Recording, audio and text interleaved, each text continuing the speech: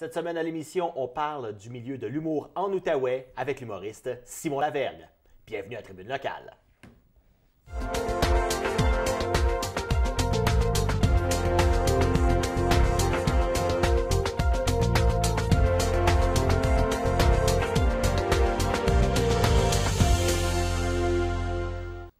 Simon Lavergne, bienvenue sur l'émission.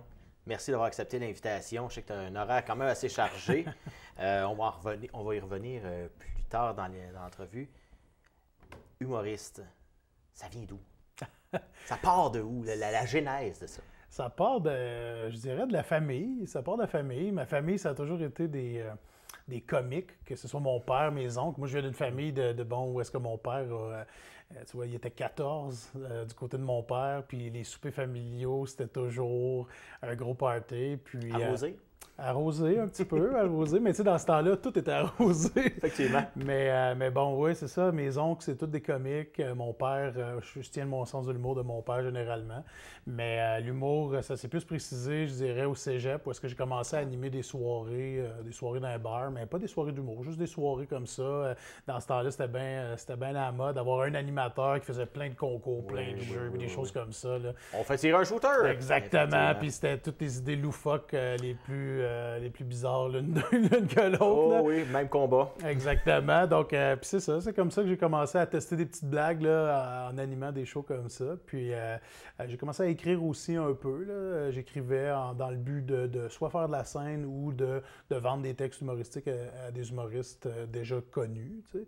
Puis, mais c'est plus dernièrement, là, dans les dernières années, que je me suis spécialisé à monter sur scène, à écrire mon propre matériel, puis à créer des soirées, puis tout ça. Là. Mais, puis le coup de pied que j'ai eu besoin, c'est mon fils, qui a maintenant 12 ans, qui me l'a donné. Ouais, quand j'ai embarqué, quand je suis monté sur scène la première fois en 2016, là, c'est lui qui m'avait dit, tu sais, papa, tu me dis toujours que tu as fait ça, tu as écrit des textes quand tu étais plus jeune, puis tout ça. Pourquoi tu t'en fais pas de l'humour, puis tout ça.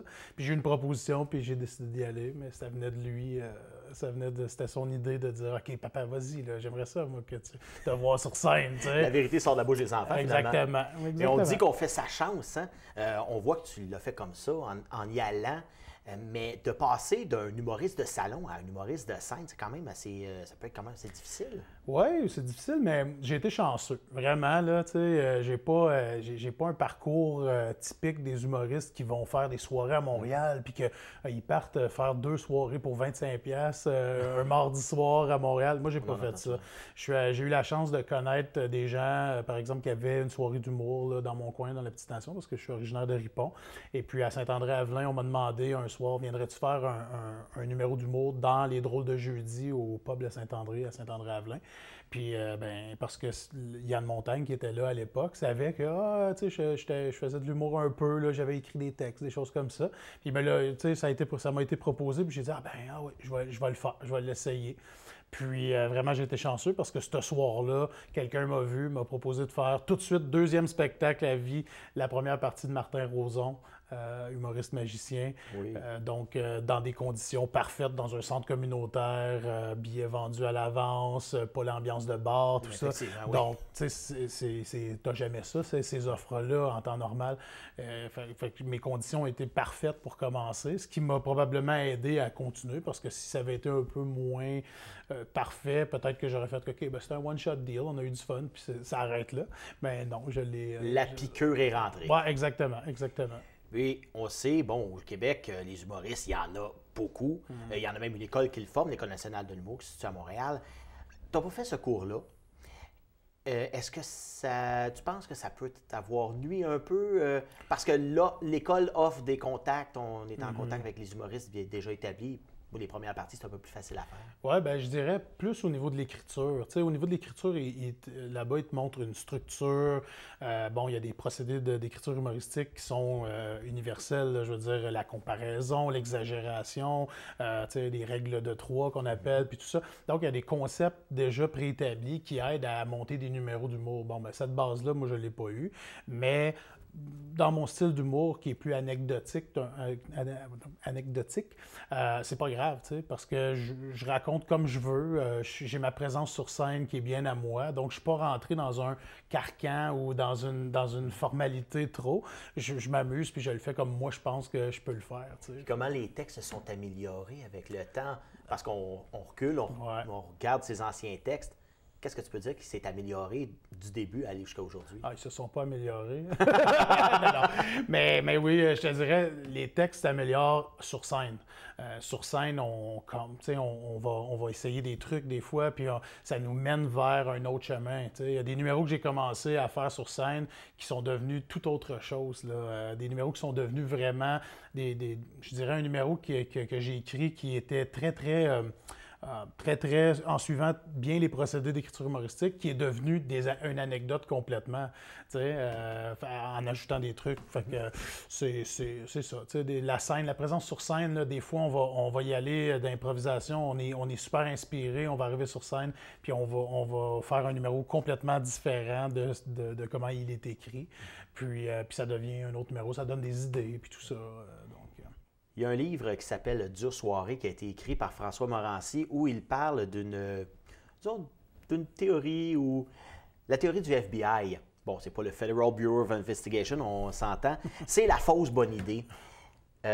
Souvent, on a des idées, on peut dire faire ça me semble que ça serait bon. Puis ça marche comme pas. Est-ce que tu en as eu des bonnes idées comme ça?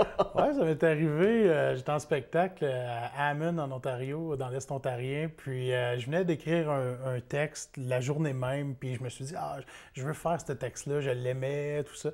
Mais j'ai pas eu le temps de l'apprendre. Donc j'avais mon texte sur des feuilles. Puis c'était une revue d'actualité. Donc je me suis dit, je vais prendre un journal, je vais coller mes feuilles de texte dans le journal, puis je vais lire le journal, tu sais.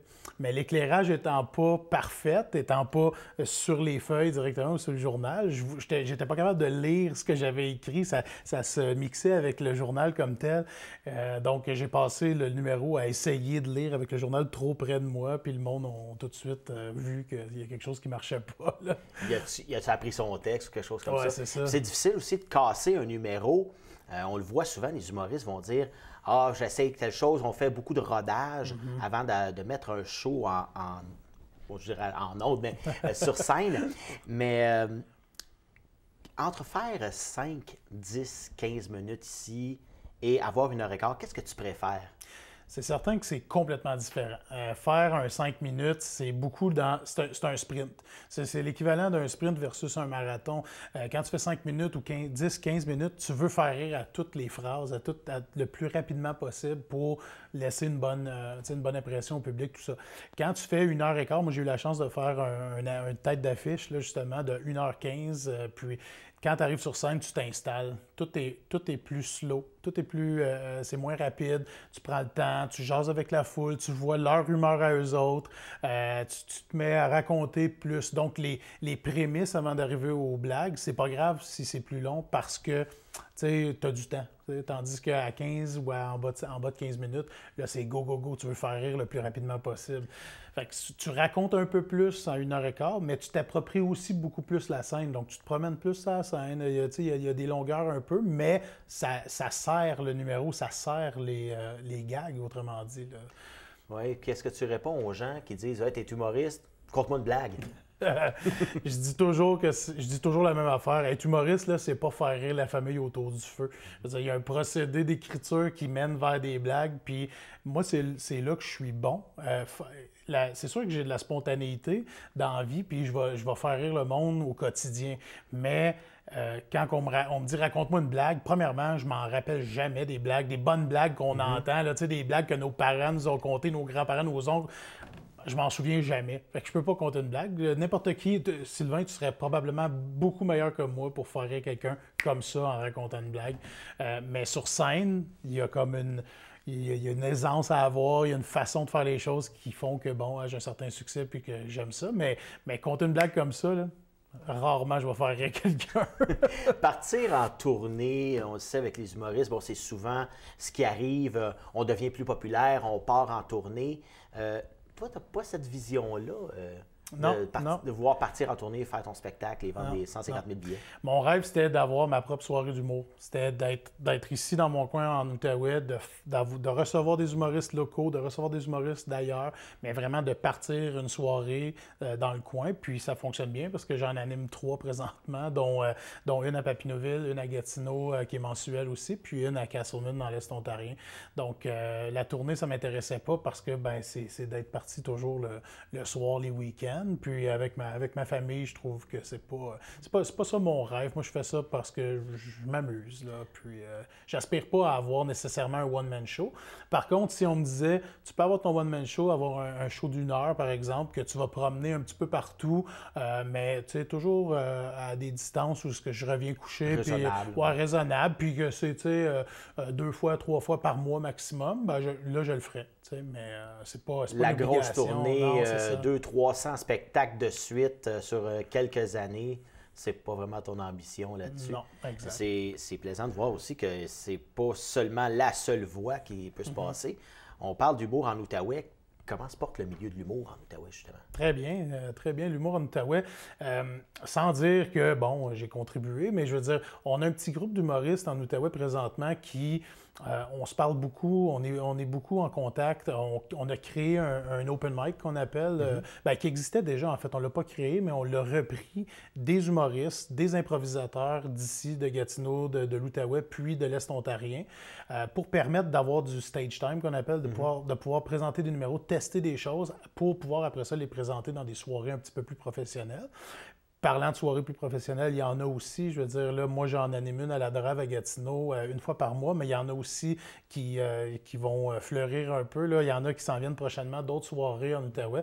Puis ça, c'est vraiment beau de voir ça. Là. Je veux dire, pour nous autres, les artistes de la région, ça nous donne des possibilités de jouer un peu partout, puis c'est très apprécié. Puis les bars sont plus enclins à vous, les bars, les salles de spectacle sont plus enclins à vous accueillir? Tu sais, le succès amène à des bonnes idées. Je veux dire, là, les bars ou les producteurs de soirées voient « Oh ouais, ça fonctionne, tabarouette, les bars sont pleins quand il y a des soirées d'humour, on vend plus de boissons, puis c'est plus lucratif pour eux autres. » Donc, les gens voient ça un peu comme dans le temps, c'était les chansonniers ou les bars de karaoké. Maintenant, c'est des soirées d'humour que tu vois partout. Fait que c'est comme ça.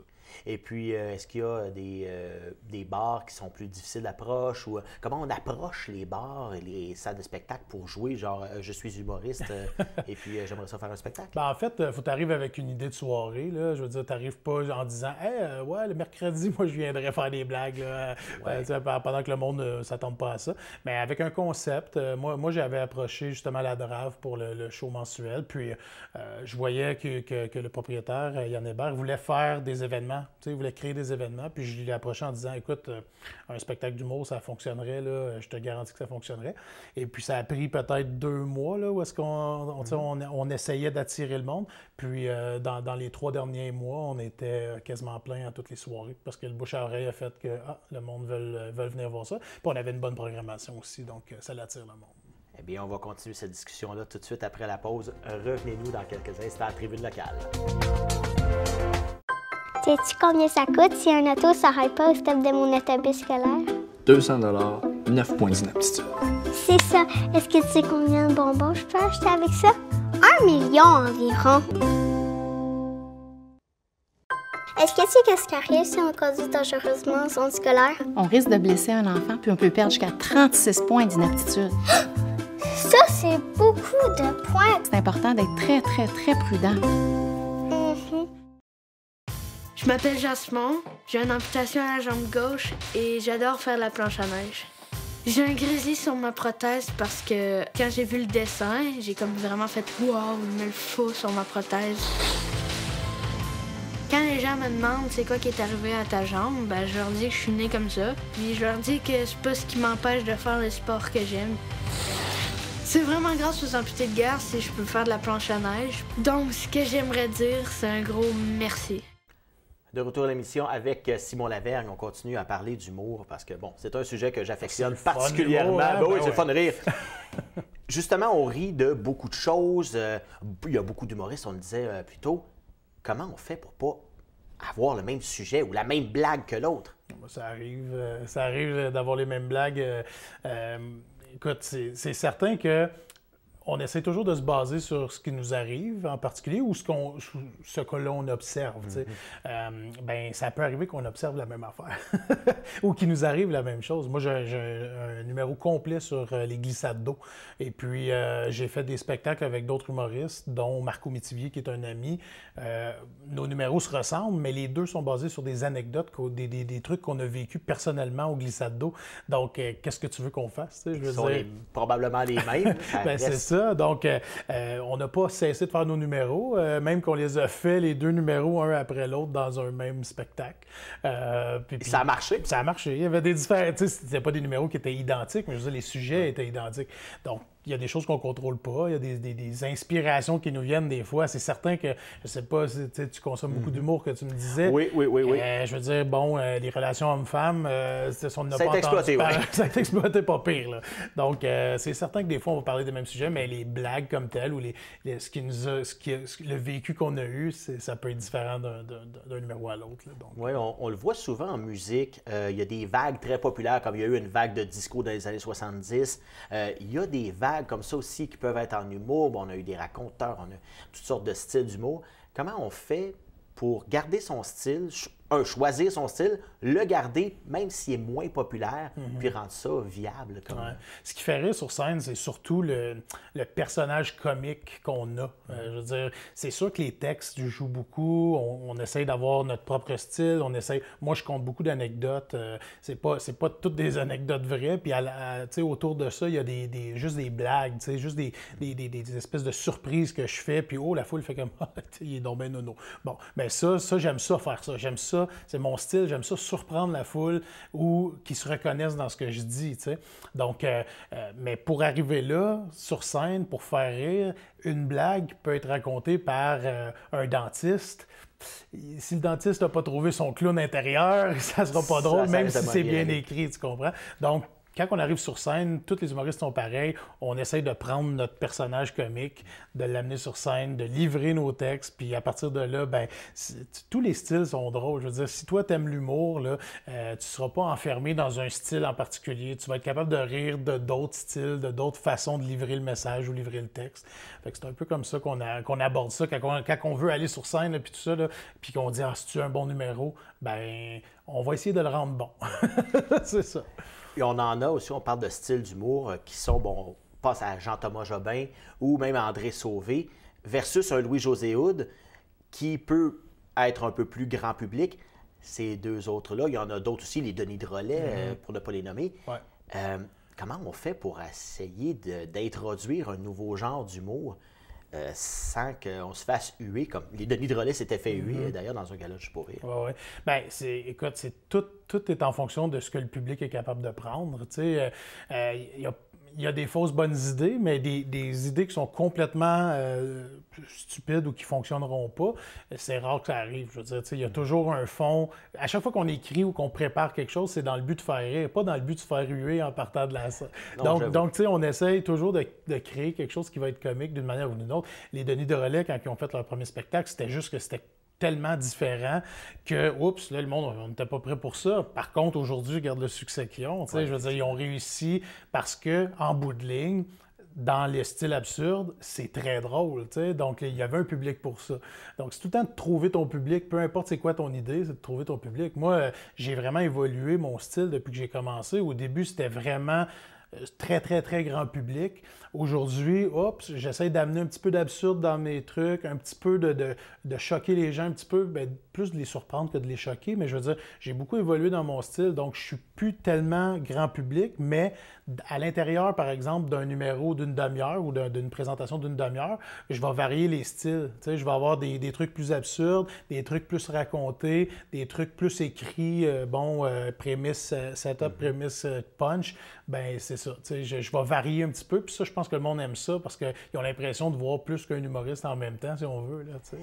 Et puis, écrire des textes, ça peut prendre combien de temps? Un 15 minutes, exemple donné. Oui, un 15 minutes, écoute, l'écrire comme tel, tu sais, quand l'idée est bonne, c'est pas tellement long. C'est qu'il y a tellement tu sais, c'est tellement épuré à partir de là. Je veux dire, tu l'écris une fois, tu as une version 1, tu la fais sur scène, la première version. Après ça, ça change des fois à 95%. Je veux dire, des fois, il y a juste une blague qui était ton idée de départ, qui était excellente, puis le reste, tu essaies de remplir ton texte avec ça, mais l'idée générale ou l'idée globale était bonne, c'est celle-là que tu voulais faire. Là, après ça, tu dis, OK, je vais changer un peu la viande autour de l'os à partir de là, puis je vais essayer d'écrire d'autres choses. Mais écrire un numéro de 15 minutes, des fois, ça peut être fait dans une journée. C'est juste que ça sera pas aussi bon que la 100e fois que tu vas le faire, on s'entend. C'est sûr, on a parlé des humoristes qui changent beaucoup leur texte, on le sait, de spectacle en spectacle. Puis après un spectacle, il y a certains artistes, je ne sais pas si tu le fais, qui vont rencontrer le public pour signer des autographes ou parler de l'appréciation du public. Il y en a qui aiment moins, il y en a qui aiment plus. Toi, tu te situes où là-dedans? Ah, moi, j'adore ça. Moi, je vais toujours dans la foule après. J'aime ça, jaser au monde. C'est sûr que j'ai pas la notoriété d'un gars qui a un one-man show et qui roule sa bosse depuis 20 ans dans l'humour. Mais je l'ai vécu un petit peu. Festival Rire Petite Nation à Tursault l'été passé. Je suis allé dans la foule. Il y avait au-dessus de 1000 personnes le soir que je suis monté sur scène. Puis je pensais que les gens venaient pour prendre des photos avec les autres humoristes. Mais on m'a demandé des photos et des autographes. Donc, j'ai vécu le Star System l'instant d'une soirée, ce soir-là, mais non, j'adore ça. Moi, j'aime ça. Moi, je suis un gars de public, j'aime ça, jaser avec le monde, j'aime ça, arriver tôt aussi au spectacle, aller voir le monde, les gens du bar, où est-ce qu'on est, puis tout ça. Ça, j'adore ça, faire ça aussi. Parlons-en justement du festival Rire Petite Nation qui a eu lieu l'année dernière. Gros succès. On a vu des foules de 1000 personnes et même plus avec des gros noms aussi. On avait André-Philippe Gagnon, Michel Barrette. Comment tu as aimé ton expérience là-bas? C'était fou. C'était malade mental. C'était, pour vrai, de jouer devant 1000 personnes, il y a une adrénaline qui vient avec ça, là. Surtout, moi, j'étais le représentant local de ce spectacle-là, de ce festival-là. Quand je suis embarqué sur scène, juste avant d'embarquer sur scène, j'ai parlé de Marco Métivier, qui est un ami tantôt. Oui. Marco était sur le même spectacle, puis je n'étais pas capable de... Je sautais sur place, puis je disais à Marco, je dis, écoute, je me souviens de rien. Je ne sais même pas comment je vais être capable de livrer mon texte. Je me souviens d'aucune joke. Et je lisais mon pacing, c'est une espèce de liste qu'on se fait des gags qu'on va faire. Et je disais, j'ai l'impression que c'est le numéro de quelqu'un d'autre. Je reconnais rien là-dedans. Puis il dit, t'es trop nerveux. Il dit, rappelle-toi pourquoi tu fais ça. C'est parce que c'est le fun de monter sur scène. Là, j'ai fait, OK, ouais. Puis là, quand je suis arrivé sur scène, là, je me souvenais de tout. On dirait que la petite lumière allume un peu comme dans un studio télé, radio, peu importe. Puis l'expérience était incroyable. J'ai fait mon numéro de 15 minutes, puis quand j'ai terminé, j'ai eu un standing ovation, puis je ne savais pas comment réagir. Je savais pas est-ce qu'il faut que je salue la foule. Je leur envoyais des bisous. En tout cas, réaction trop spontanée. Mais bon, c'est ça qui est arrivé. Et puis, on pose souvent une question en entrevue d'embauche, ça, je m'en suis fait poser souvent. Dans 5 ans, où tu te vois? Est-ce que c'est déjà déterminé? Écoute, je me vois faire exactement ce que je fais là. Le faire à temps partiel, m'amuser, faire des festivals l'été. Tu sais, l'été, on a plus de temps un petit peu. C'est plus le fun de voyager. L'hiver, des fois, tu sais, on va moins loin un peu. Mais disons, dans les 5 prochaines années, ce que j'aimerais faire, c'est pouvoir avoir un assez bon réseau pour aller faire les festivals l'été. Tu sais. Peut-être pas les festivals juste pour rire, mais tu sais, Festival Comédia à Montréal, à Québec, a aussi un côté plus underground. J'aimerais ça aller me produire là. J'aimerais ça aller me produire peut-être au Off, juste pour rire, là, qui est le Zoo Fest. J'aimerais ça aller me produire dans ces spectacles-là. Je vise pas les gros galas, mais je vise à aller faire des festivals pendant l'été, continuer d'animer des soirées en Outaouais, parce que bon, les soirées qu'on a parties fonctionnent bien. J'ai du fun à faire ça, je m'amuse, l'horaire est pas trop chargé. Tu sais, c'est l'équivalent d'avoir un petit sideline le fun, puis fait que c'est ça. Je me vois comme ça. Un autre projet, il faut le dire, qui il te touche directement. C'est avec les jeunes de la MRC Jeunesse à Papineauville. C'est là où on s'est rencontrés d'ailleurs. Ben oui. Et puis un samedi, on a donné des ateliers, comment parler à la radio. Puis les jeunes sont vraiment bons. Il faut dire que bon, tu es impliqué directement de par ton fils, qui est impliqué aussi avec la radio. Là, tu es en train de les remontrer à faire des blagues. En train de les montrer être comique un peu. Oui. Comment t'aimes ça? Ah, j'aime ça. C'est une dynamique qui est vraiment différente. Je veux dire, là, on monte une émission humoristique qui va être live là, les vendredis midi. Et puis, c'est drôle de voir à quel point les jeunes n'ont pas le même sens de l'humour que nous non plus. Tu sais, je veux dire, pour eux autres, une bonne blague, tu sais, ils savent pas comment écrire une blague. Ils savent c'est quoi qui est drôle en général, mais le projet est trippant. Le projet là, de la radio étudiante, tu sais, moi, j'aurais aimé ça qu'il y ait ça dans mon temps, d'avoir une radio comme ça dans la MRC, que je puisse en faire de la radio. J'en ai fait, mais tu sais, juste au cégep. J'aurais aimé ça, avoir ça au secondaire, tout ça. Puis quand je vois mon fils qui s'implique au niveau du montage, au niveau de la réalisation des émissions, je le vois aller, puis je suis vraiment fier de lui. Là, je suis content de voir ça. Fait que de m'impliquer, ça vient naturellement. Puis c'est le fun, tu sais, je veux dire, la radio, c'est un beau médium. Les jeunes sont tripants, ceux qu'on rencontre. Ils ont de la drive, ces jeunes-là. C'est juste qu'il y ait des projets pour les réaliser, puis tout ça. Mais une fois qu'ils sont bien encadrés, puis tout ça, là, ils s'amusent, puis ils sont beaux à voir aller. Là. Et puis, on parlait de ton fils, tu en as un plus jeune aussi. Il n'est pas tellement vieux. Ouais. Lui aussi. Est-ce qu'il a le sens comique du papa? Le bébé, il a le sens comique, lui. Oui. Oui. Et, il déplace beaucoup d'air. Là. Je pense qu'il va être très volubile. Ce qui va être bon, on va l'envoyer dans la radio, coudonc. Oui, et ton autre fils qui se retient un peu aussi de faire de la radio. Je ne sais pas où il est rendu. Par contre, il a une très belle voix. Il parle bien. On a fait quelques identifications de station. On va l'avoir à l'usure. On va l'avoir à l'usure. Non, écoute, pour l'instant, c'est dans le montage puis tout ça. Ouais, c'est ça. Tu dis, on a fait faire des identifications. Puis là, j'y ai donné peut-être un petit projet à faire dans l'émission, de faire un reportage. Il aime beaucoup les jeux vidéo. Je dis, pourquoi tu rends pas ça, tu rends pas l'utile à l'agréable, puis t'en parles pas en ondes, de tes jeux vidéo, puis tout ça, puis d'essayer de trouver un petit côté comique en parlant. Fait que c'est ça qu'on va travailler avec lui. Puis je pense que c'est plus la gêne. Là. Une fois qu'il va se déjeuner, qu'il va l'avoir fait une fois, il va vouloir le continuer. Là. Toi, t'as pas eu l'air d'avoir de gêne. Ça n'a pas l'air d'être dans ton ADN, la gêne. Pas tant. Est-ce que tu qualifierais ça, que ta famille t'a vraiment aidé à t'émanciper au niveau d'humoriste? Est-ce qu'ils te donnent des blagues? Parce qu'on en a certains qui font carrière à cause de ça. Mon père me donne des blagues, mais elles sont pas toutes bonnes.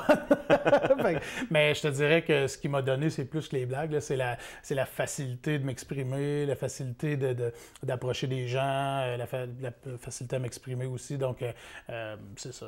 Ça vient du côté familial, tout ça. Eh bien, Simon Lavergne, c'est tout le temps qu'on avait. Pas déjà, on avait du fun. Oui, mais on va continuer ça, c'est certain. On va se voir, d'ailleurs, nous deux, à l'extérieur, à la radio Papineauville. On va aller coacher ces jeunes-là parce que, il faut le dire, ils sont très bons. Ils vont être des très bons animateurs de radio. J'ai pratiquement peur à mon emploi. Ils arrivent vite. Merci beaucoup. Et nous, on se retrouve la semaine prochaine avec une autre tribune locale. Soyez des nôtres.